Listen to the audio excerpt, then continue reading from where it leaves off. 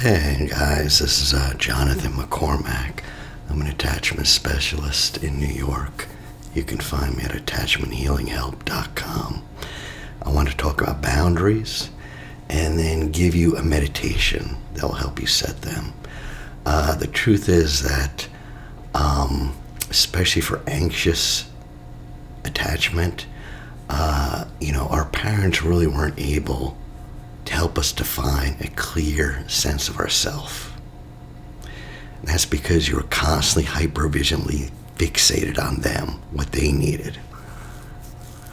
A good way to think about this as we mature and think about how we were wounded, not to forget,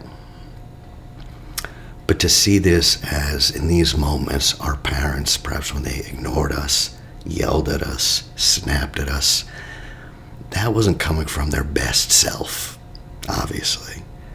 That was really their wounded children acting out, just like we have wounded children. And it can be useful to get past some of this stuff, if that's how you think about it. That when my mother is doing this thing, my father's doing this thing, or wasn't, that's because their little 8-year-old wounded child was acting in that moment. That wasn't the real them, or at least them at the highest intention. At the highest intention, deep down inside, there may have been something inside that wanted the absolute best for you if they knew it. But they have their wounds too. Now, a lot of people don't like to hear that because they hear, oh, I guess that means whatever happened to me was okay. It's no big deal. I'll just move on with my life. And that's not what it means. You're making a decision. Should I witness to what happened to me? From a place of woundedness and vulnerability, or from a place of power? And just ask yourself, which would serve you more, because what happened to you probably wasn't okay. And if you witness that from a place of power, you can do that in a strong way, in a way that'll be listened to, in a way that could help. You're not forgetting what happened. You're not even excusing it. You're just seeing what happened and deciding how you're going to witness to it. So, one truth is that in order to have a healthy we, you first have to establish a distinct me. Anxious people are often very enmeshed in the other. Jessica Baum has her book Anxiously Attached, and she goes into some of this, how it works out with boundaries. The meditation here is taken from that book.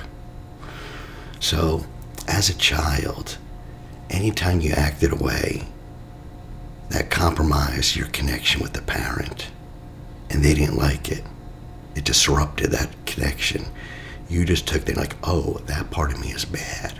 That part of me where I'm asking for needs because that just upsets her. That part of me where I'm really lively and excited because she can't handle that, or he can't handle it, whoever the caregivers are. And then you begin to watch very carefully for any signs that you upset them. It's your lifeline. It's serious, And you eventually bring that into a grown-up relationship. Your survival doesn't depend upon them, but inside it feels like it,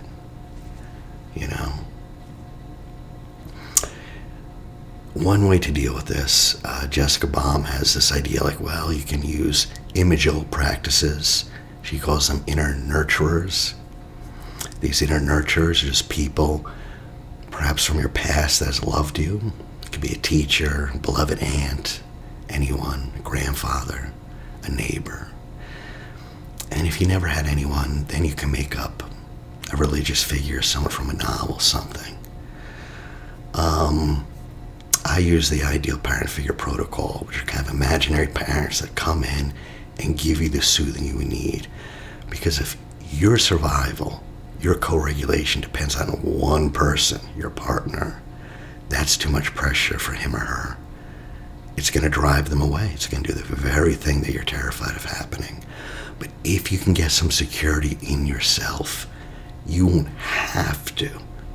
It won't be compelled. You wouldn't need to. It'll be nice, it'll be valuable, you'll want to, but it will not be forced as much.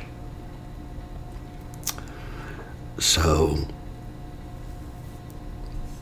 you kind of get in touch with those parts of yourself. One way that anxious people try to maintain this deep connection to the other is by being consumed by the needs and feelings of their partner. They just completely lose themselves in the other person. That sense of boundary that that they have this boundary inside that's completely porous because it wants to let everything in and it wants to go out completely. It's this complete enmeshment. You can't tell people, listen, here's what a healthy boundary looks like. This is what you're going to do. You can't tell people like that. That does not work because you're still going to be activated. No matter how much you understand, you're still going to behave according to how you feel. And if you feel like you're being abandoned, if you feel like you're being invaded, that's how you act. Without healing, it's still preferable to be enmeshed rather than feeling this excruciating sense of abandonment. Oftentimes people start getting better, perhaps alcoholism or addiction, they put down the needle. Or perhaps they do work with me and they start getting in touch with themselves and they start feeling a little bit better. I tell you, it's dangerous time when you put down the bottle. Dangerous time when you put down the needle. Dangerous time when you let go of that thing, perhaps a behavior that's been protecting you because you're just raw and naked. You better have something more attractive to replace it with. You know? So you will still keep trying to make that connection because the fear of abandonment is too great. I've talked to people walk through life feeling utterly abandoned, like a Giacometti sculpture, just a skeletal figure in mourning and despair. They can't share it. But the more you have a secure sense of yourself, the more you know yourself, the more you learn to love yourself, the further in you can go with your partner without getting lost. A secure self actually leads to more intimacy. You think like, well, how much more intimate can I get? I'm completely enmeshed in this person, you know? But that's not real intimacy.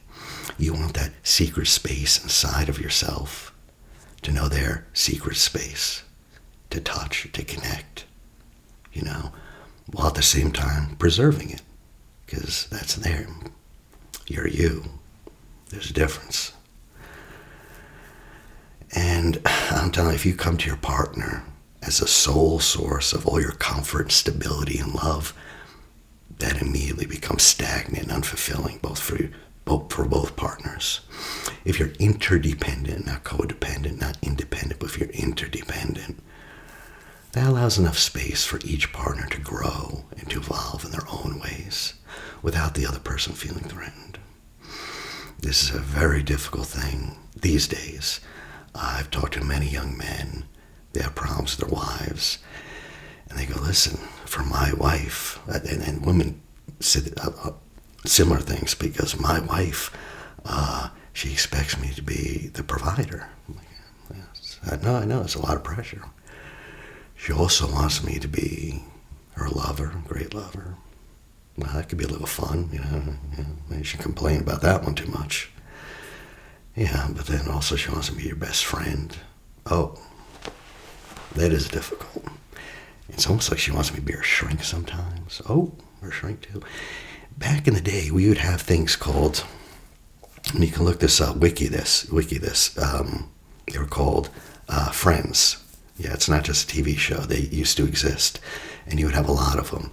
Psychologically, you would have five friends, 5 good friends for ultimate stability and peace.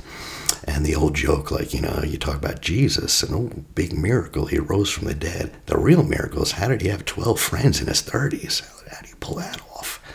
You know, real friendships are disappearing, especially in real life. And so if you had a problem, man, woman, whatever, you got a lot of people to talk to. And I've had a lot of women tell me, like, I call my friends and I emote. And I feel better afterwards. I talk to my husband, my boyfriend, and I don't. I'm talking to him and I still feel, well, yeah, he's not going to come for you. And the man too, I can't, she doesn't give me what I need, and there's comfort, and then there's, yeah. Talk to women, it's like, well, I work. And I'm the main nurturer, the mother oftentimes is, and I have to be the wife and soothe them, right? Got to be that thing in the bedroom, got to be that thing in the kitchen, got to be this, got to be that. Holy crap! I mean, talk about pressure. A buddy of mine got married in India, beautiful ceremony. The bride the groom picks one of his friends to be kind of a liaison, that if she's having trouble with her husband, she can go to him, and vice versa, the wife, one of her friends. The point is, it takes a community, and it's still difficult. Try to do that today, where it's just two people relying on each other with very little family. As they say, marriage is for the rich. Marriage is for people with money. They got resources. They got a lot of family. They got aunts and grandmothers that can babysit the kid. I've been in plenty of relationships. It's me, the girl, the kid. And I got to tell you, if one of the kids gets sick, I'm taking off the next day, or they are. And if that kid's sick twice in a row, or 3 days, or then the other kid gets sick, the pressure, you can only afford a day or two of daycare, babysitter. I mean, the pressure is unbelievable. People talk about all the things that make relationships work. Money. I'm telling you, I know people want to say, they're like, no, it's love. It's all love. It's inside. We'll just love each other, and we don't need your filthy money, and we'll just, when the bills come, we'll just hug each other, and we'll just love them out of existence. You know what? I don't know. But there has to be money. In other words, stability. There has to be some sort of stability. It doesn't technically have to be money. It could be a large community, a bunch of family friends, your church community, you're this, you're that. But there has to be support, or else it becomes very, very difficult. I know people don't want to hear that, but it's true. You cannot lean on each other. In all mythology, the lovers turn their eyes to each other. All they see is each other. They go into the woods away from civilization. And then something happens where they have to stop looking at each other and look ahead towards something else in the wider community. And that really is going to be a purpose. What is your marriage? What is your relationship is about? If it's just about pleasing each other, that's not going to last. It'd be nice. It has to be about something larger. Oftentimes it's children. But it'll be something you're going to leave behind. Some vision. And the thing you're really going to leave behind are relationships. Both of you can do this charity. Maybe you stand for this global, social justice, or you stand for this, you stand for the earth, whatever it is. It has to be wider, or else just staring at each other, you'll just collapse into each other.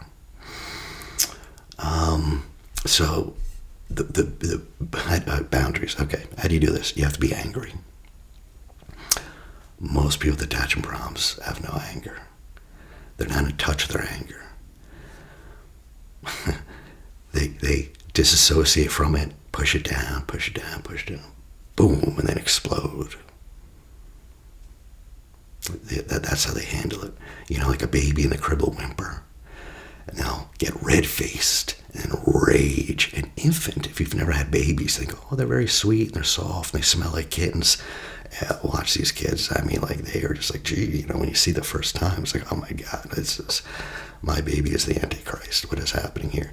I mean, they're just enraged, and that's something's wrong. That's something that you need to console your inner world, because fear is driving something,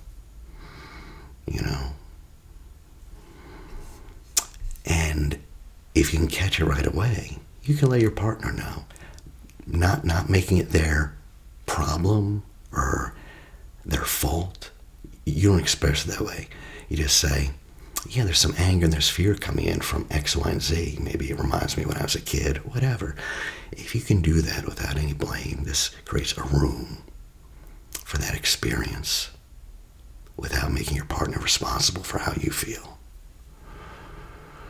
Now, if you start to set down boundaries and you're anxious, the avoidant will not be pleased. An avoidant person comes on strong. It's usually very attractive, does not need anyone. But then as the relationship goes on, they just deactivate. Too much intimacy. Shut right down. And if you start expressing your needs and your boundaries, if you start saying, these are things I'm going to say yes to, and these are the things I'm going to say no to, you'll see this in the avoidant. It won't be easy. They become aggressive. Their feelings start spilling out. All sorts of things.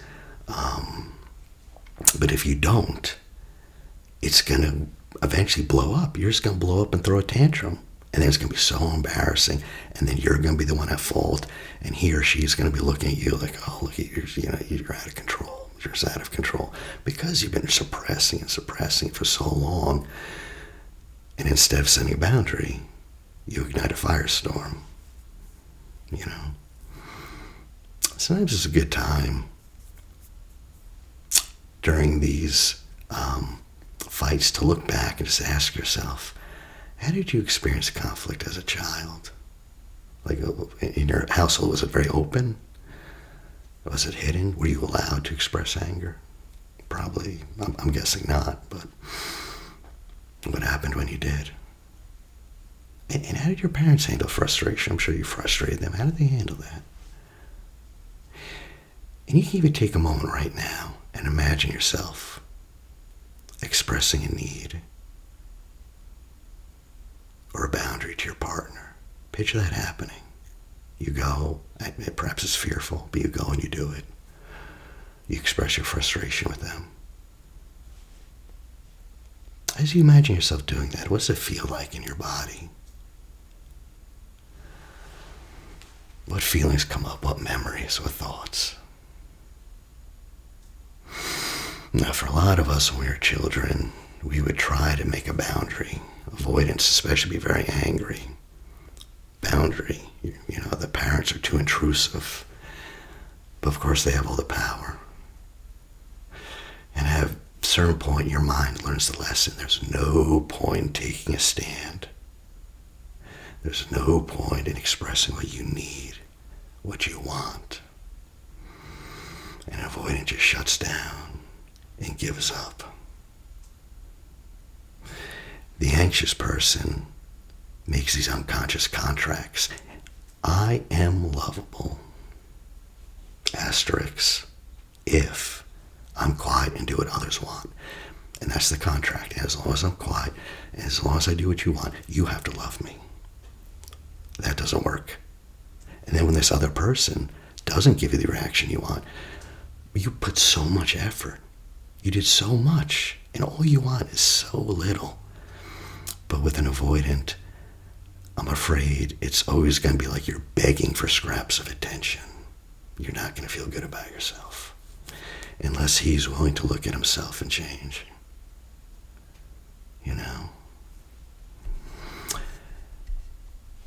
Whenever you do get triggered, think about setting a boundary, and whatever comes up, you can kind of file that sensation back to a childhood memory, or at least gain contact with that wounded child. And with that wounded child, or you can bring in the ideal parent, an inner nurturer, give a feeling of safety and love to that wounded part. And your best adult self. Just so that part calms down, gets a feeling of safety, that neuronal structure that feels panic.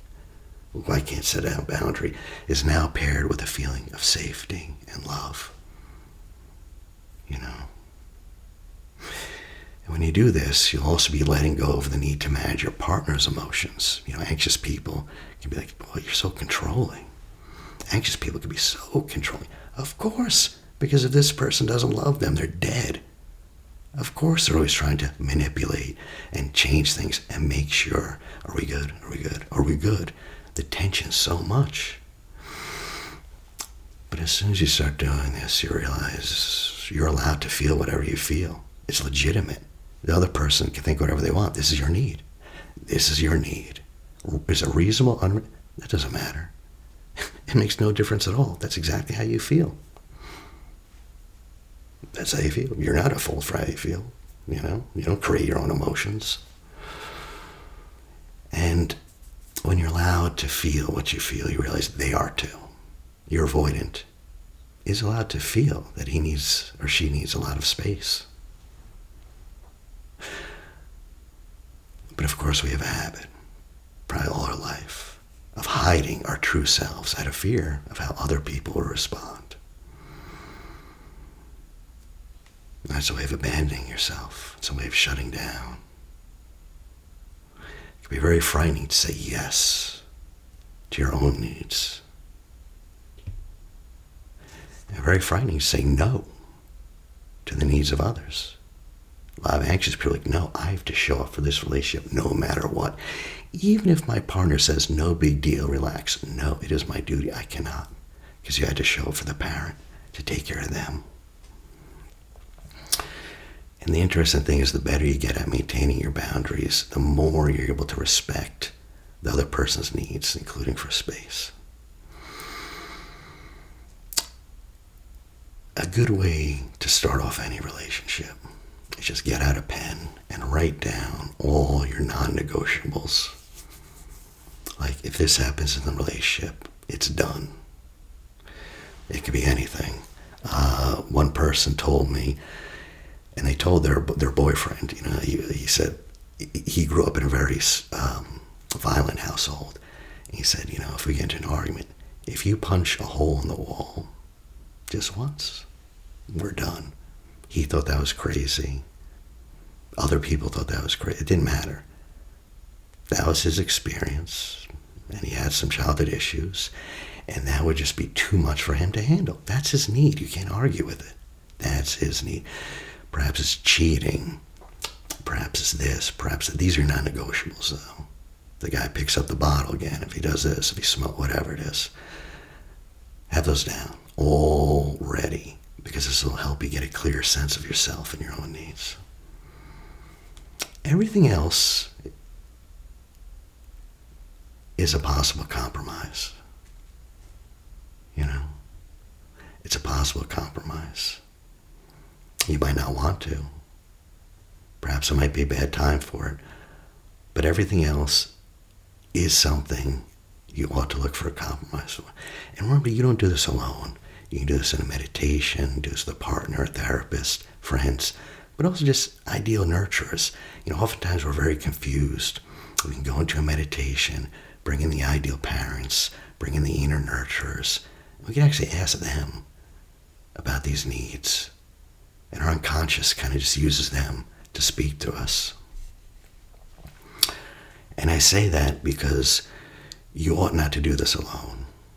Period, But if you are alone, there are parts inside yourself, there are resources inside yourself that you can bring into, even just in your imagination.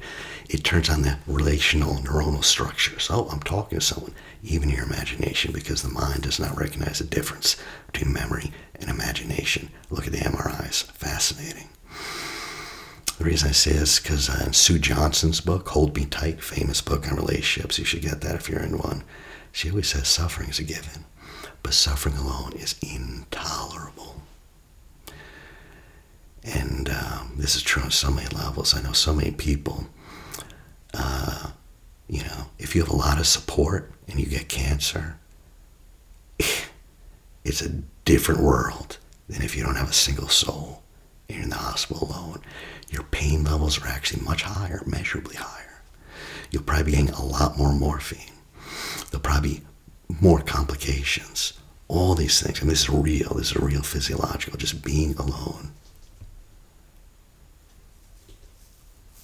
can make facing all this pain very difficult. It's one of those things you're not going to get better unless you're in a relationship with a therapist, with a coach, with someone. And as you practice these meditations or parts work or whatever you do of giving these wounded children some love, practicing with the ideal parents, getting nurtured, seen, known, delighted in, As you continue to feel seen, you're feeling this somatically in your body. Just imagining these parents. You're feeling it too. How does it feel to be seen? You've been seen. Perhaps you haven't. But you can imagine what it would be like if someone saw you, the real you. And I bet you're desperate for that. That motivates men and women to do extraordinary things. If someone would just see me. And as you practice this being seen and valued by these ideal figures, your self-worth does grow. It was always there. But you didn't feel it. You didn't practice it. And when you do that, you naturally begin to align with others, including friends and colleagues who value in this way too. You will naturally attract people who value you if you value yourself. That's 100% true. Forget about loving yourself. You don't even got to value yourself that much. Just see that there's things inside of you that's worthy, and you know that for a fact. You might hate most of you. There are parts inside of you that are lovely. You know that. I mean, So you're just much more unlikely to unconsciously seek out unavailable partners whose behaviors validate the false ideal that you're unlovable. The trick, especially when you're in a relationship, you have to stop trying to prove your viewpoint. Like, this is how it looks to me. This is how it is to me. Relational empathy, you can call it. It will begin when you stop doing that and you instead get curious about seeing things through your partner's lens. Just get curious. Like, why is he? What in the world is it? Why does he think this? Why is she assuming that I did this? You're not putting bad intentions. You're genuinely curious. If you're in self mode, you're curious, compassionate. Curious is the number one thing, though. Why would they see that? And you probably realize that might be their wounded children popping up. There's no attack here. Yeah. Trying to determine what really happened, those guys are lost. Well, but she said this and he said that, but here's what really happened. There's no such thing as really. What your subjective presence, you're going to tell me the objective viewpoint, and they can't do that? These people cannot share a connection because they're trying to determine what really happened, and there's no such thing from a subjective viewpoint. Regardless, that's less important if you want a connected relationship. That's less important.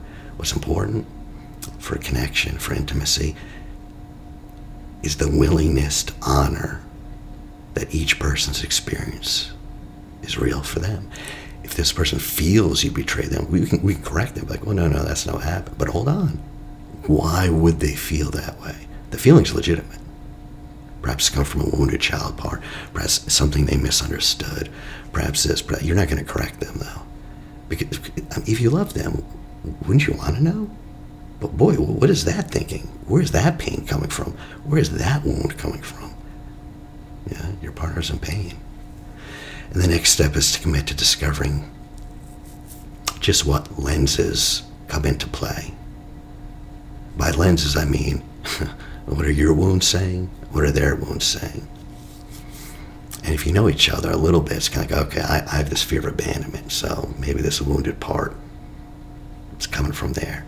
And then that triggered your wounded part that started to latch on, hyper activated, just for an example.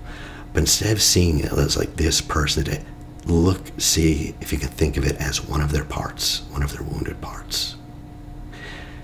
It makes it a lot easier. It makes it a lot less personal. Because it's not about you, it's about their wounded parts.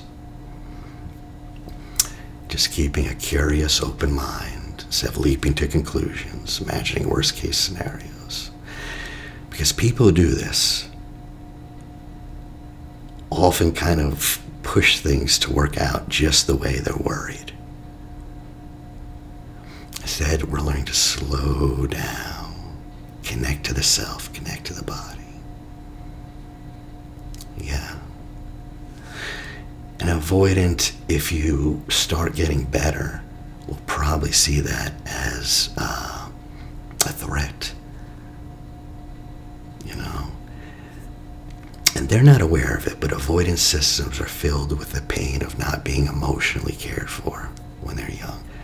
An enormous amount of pain, a reservoir of pain, a pain that is so great. I know avoidance, they would have the amazing, beautiful girlfriends, but during sex they couldn't feel anything. They'd shut down unless it was made violent or aggressive. And it's like, wow, there's so much pain rather than feeling fully alive with a beautiful girl. What overrides sex with a beautiful girl for a guy or a girl, whatever? The fear of abandonment, that you'll die. I don't think people realize how much pain is there. And if you're an anxious person, poking, just know. It probably doesn't seem like that. They probably don't act like it. They're probably not even aware of it. They're sitting on a reservoir of fantastic pain. One of the interesting things about avoidance is if you measure them, low anxiety. These guys are just cool as a cucumber. They don't get nervous in the service. They're just like that. But that's because they actually do have a tremendous amount of anxiety that they shut down. They wouldn't have to be shut down unless they had all that anxiety. And the main avoidance starts getting close. They start waking up, and that panic takes over, and the world is ending. So what can happen? Well, the anxious person can learn to soothe themselves, go into the ideal parent protocol, do parts work, get in contact with the self, and give those little wounded child parts soothing. And if you can do that a little bit, the anxious person can do that, not all the way, just a little bit, then the avoidant person can learn to stretch a little bit, be a little vulnerable, and both partners can come into a ventral state of open connection. The polyvagal theory, where everything's calm enough where they can be together. So if you're going to do a boundary, when to do it? You don't want to do it when either person's busy. You don't want to do it after work. You don't want to do it when they're tired. Do it right after they eat. I know this is like silly wisdom, but there's statistics in this. Every time I know someone who's going to a court, or going for parole, it's like, forget the lawyer. The most important thing, when you see that judge, because if it's before lunch, he's going to be angry. If it's after lunch, he's going to be happy. And you see this in all sorts of work. So make sure they're fed. I know, but it can make things easier. Little infants, when they're screaming, put a breast in their mouth, boom. Guys are the same way. When they're growing up, boom, put a breast in their mouth, calm them down, right? Shut them up, okay? Just do that. And then, or girls, whatever, right? And then when they're calm, and then we're not thinking of anything for the one moment in their life, like right after sex, that's when you're not thinking of sex for like the 2 minutes in the whole friggin' day. Yeah, you can bring that up. Now if it's late night, but around there is time to bring up a need. Because it's tender, it's vulnerable, you're open. Before you do it, I'll give you a boundary meditation. This is more or less from Jessica Baum's book, Anxiously Attached. It's more or less from it. The first time someone asks you, and you're trying to get a centered self, like, hey, can you do X, Y, and Z? And you're going to answer yes or no. You're going to want to say yes. Anxiously people just automatically say yes. Yep, whatever you want, I'll do it. This is your goal. Say, I don't know. Let me get back to you. That's your goal. That's your big goal. Not to say no. You don't get there yet. Just say, let me think about that. That's it. And then you can go and find a place and do this meditation. Right? So I would just invite you for this boundary meditation to get into your body, get into the meditative posture. You can lay down flat. Or you can sit with your feet firmly against the floor. And just take a moment to bring your awareness into your body. Bring your awareness in and down, filling your body with all your awareness. And we're going to take 3 deep breaths. Take a super deep breath. Hold it below the belly and slowly release.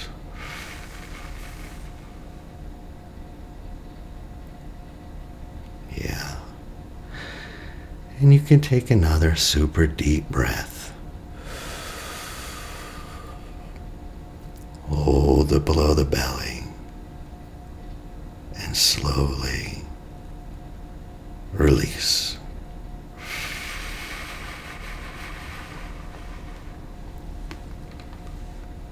Last one, super deep breath. Hold it below the belly and slowly release. Yeah.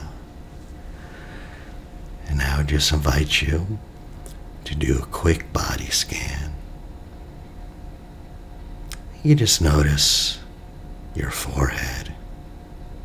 Smooth any tension away. And then lower, going to your eyes, softening all the muscles around your eyes. Then down into your jaw, loose in the jaw.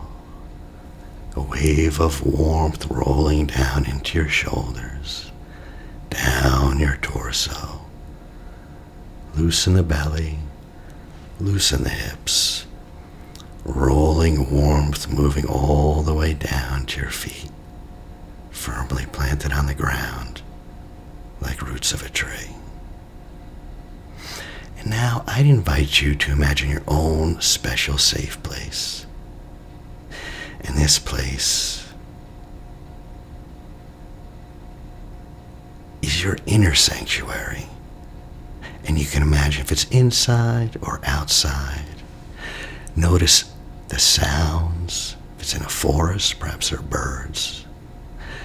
Notice the smells. And just notice all the things that allows you to feel very safe. Yeah. And now that you're there, call up any parts, any wounded parts that want to visit you in this safe place. Just ask if there's anyone there who wants to come. If there's anything upsetting anyone, let's invite them in. And now you can call in your inner nurturers, and these can be not your real parents, but perhaps people in your past, perhaps fictional people, perhaps just people who are filled with love.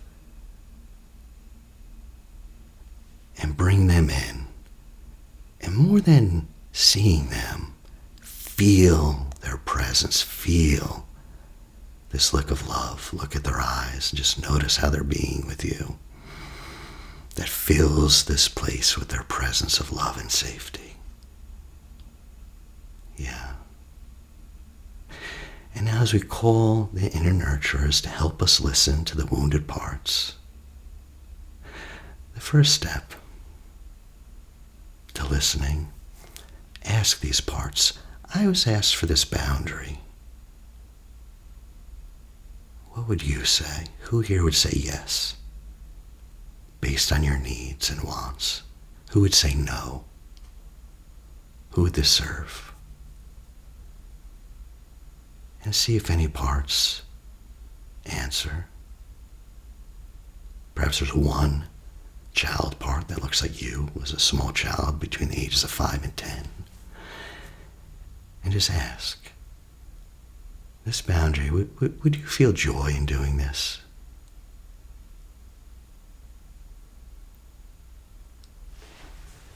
communicate in words or an image or a memory or a sensation, feeling right or wrong? And you ask, do you feel you can give what's being asked without abandoning yourself? What do they say?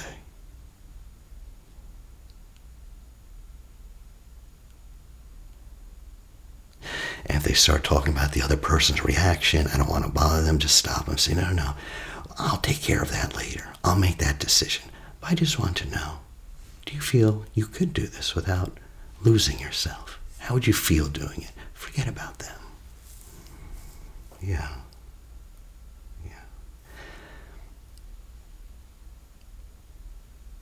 How would they feel? And now bring your awareness to your body. Sometimes you begin to feel a natural yes or no in your bodies. Why don't you try on both responses? Say, my partner wants me to make this boundary, or I think I should make this boundary, whatever it is. This is the boundary that I'd like to do. And now say, yes, I'll do it. How does that feel? Yes, I'm going to enact this boundary. Focus on your belly. How does your belly react? Say yes. How does your heart react? Does your belly soften? Does your heart expand? Checking on your muscles. Do they relax? Now say no. Say, this is what I was asked to do, this boundary. I'm not going to do it. No. I won't. No. Focus on your heart. No. Does it soften, expand? No, I'm not doing that. Do your muscles relax?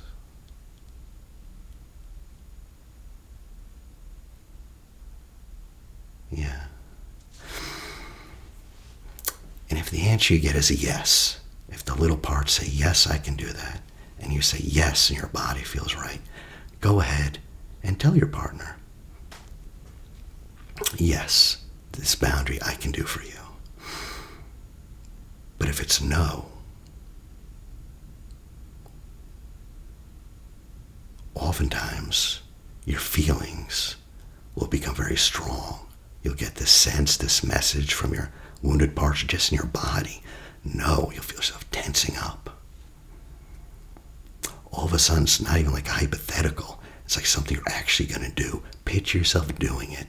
Picture yourself going up and telling this person, no, see them, see their face, see the look on their face. Picture yourself in that room, the bedroom, the living room. No.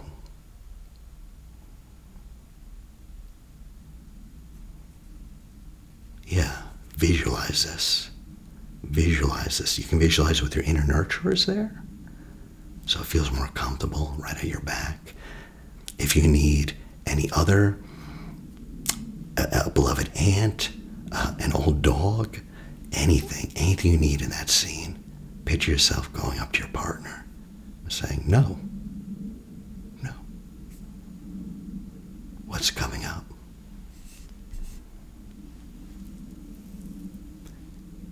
Ask your wounded child, what are you feeling when I say no? They asked me to do this, I'm going to say no. What are you feeling? Perhaps your wounded part will say, I feel like they're going to abandon me. I don't know. But ask, what's going on? What's going on? Yeah. And you could answer that part, have the ideal nurturers answer that part. Say, I know, but this is something the adults have to deal with. You're just a small wounded child. Let us deal with it. That wounded part might not know how old you really are. You could show them, I'm actually this age, you know. But see how he feels towards it, because he might be dead set against it. And you're going to honor that. You just want to see why he thinks this. What's going on with him? have the ideal nurture. Is there anything we can help you? Can we take over for this? Can we help you? Can we find another part that would help you? But perhaps this part is just too scared, and that's fine. Thank you. Thank you for letting us know. And now, you can talk to your ideal nurturers, your ideal parents, ask them, what do you think that you should do? Do they have any ideas? Should it be yes? Should it be no? But at least now you're clear. You're clear that, you wanted to say yes, but you're going to say no, or you wanted to say no because X, Y, and Z, and you're not ready. But you're clear on what the stakes are, how you'll feel, and why you're feeling that way. And the ideal parents help you see so clearly what's happening here. And when you start to become clear what you actually want to express and the emotional response to the request in the body will be calm. As soon as you make your decision, go back, visualize yourself saying yes or no, and notice what's happening in the body. If your decision is yes, picture that and say, yes, I'm doing it. You can say it out loud or inside. What does the body do? Does the body relax? Is the body calm? How does it react? And if it's still troubled, ask that part, ask that feeling. Perhaps you feel it in your shoulders. What would this say if this part could talk? What's going on here? Maybe that's a wounded part. You can invite any wounded parts to tell their story.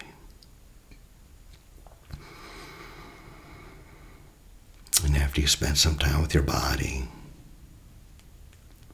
eventually saying yes or no feels right.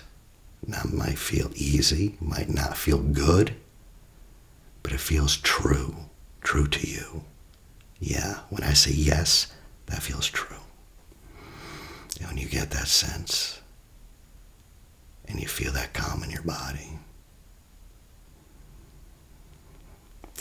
you can start to come back. Come back now. Thank all your parts. Have them disappear back, perhaps in your heart. And when you're ready, and you've had all the time to process this, come back and open your eyes. And that's the meditation. It's based on Jessica Baum's. It's kind of close. But that is you practicing imagery, because you're going to want to say yes or no. And you're going to say it. It's almost like an invisible twin pops up and says, no, don't do that. Because it's worried. And you're going to have to ask, why? Why are you worried? What would happen? What are you worried that would happen? You have to play it out. And then give this part a different experience. If there's anything else you guys wanted to know, just please let me know. You can find me at Attachment Healing Help, attachmenthealinghelp.com.